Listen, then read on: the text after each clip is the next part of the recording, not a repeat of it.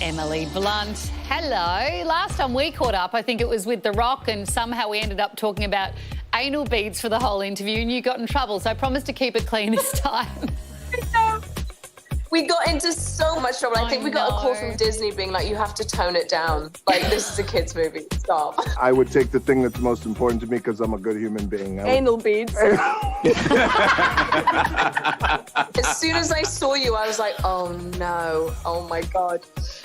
Well, thank you. Okay, on to something more serious. That's so distressing that every time you see my face now, that's what you think of. Anyway, congratulations on the series. It's great. Your character arrives to the Midwest from England and has a very naive outlook on America. Could you relate to that in some way for when you first arrived to Hollywood?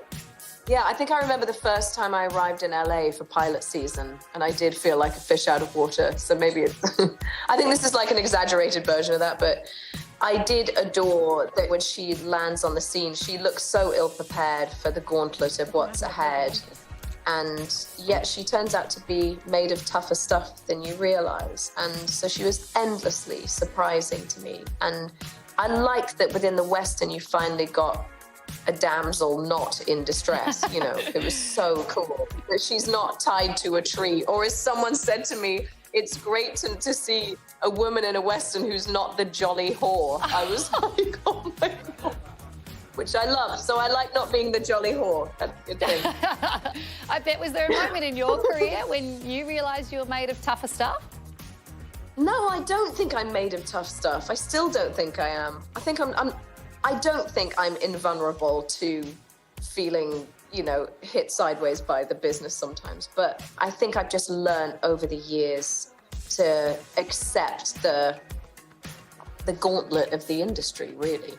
Your character in the series is dealing with the death of her son. She carries around a lock of his hair everywhere with her. I think I still have a little piece of my 15-year-old son's first bit of hair, his first haircut. But do you carry anything around with you of your kids when you travel away from them? I mean, yeah, like little bits and bobs that they've given me of photos and toys and crazy art projects. It all comes with me in my bag, for sure. I don't have any of their hair. I have a bit of a phobia of sort of dead hair. I think it's just sort of, any sort of loose hair, I'm really opposed to.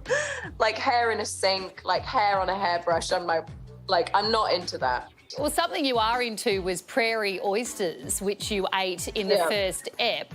What were they actually, and what did they taste like? Well, I'd never heard of a prairie oyster, so I said to Hugo, what is a prairie oyster? And he goes, it's a calf testicle. And I was like, oh my God. And so they were actually made of gelatin, and then the inside was condensed milk, which is like my least favorite thing on planet Earth. It was so awful. Not quite the woman I expected. You're everything I'd expect of a man. You've had such an incredible career, but I was surprised to read that you weren't even planning on being a movie star. It just kind of happened from a school play.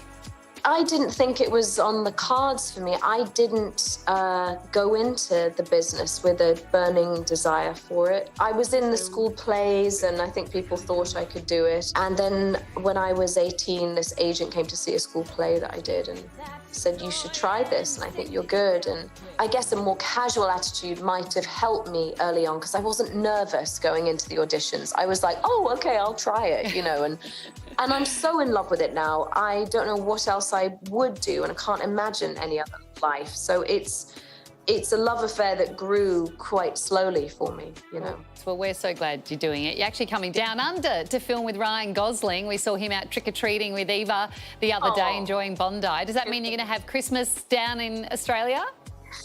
I think we might. I mean, I can't wait. I'm thrilled to escape the New York winter. My friend Jo lives in Sydney, and I came out to visit her. So I'm very excited to come down under. I can't wait. Well, we can't wait to have you. And look at us. We got through the whole interview without mentioning anal beads. I'm going to have to tell Dwayne that I just spoke to you, and as soon as I saw your face, I thought anal beads. I know that's not how you want to be remembered. I hope that is your legacy. I never even said it. She's the one that said it. What do you Somehow mean you she's never- putting it on me. What do you mean you never said it? You just said She it in about... the original- You just said it about 5 times. But you know what the upside is?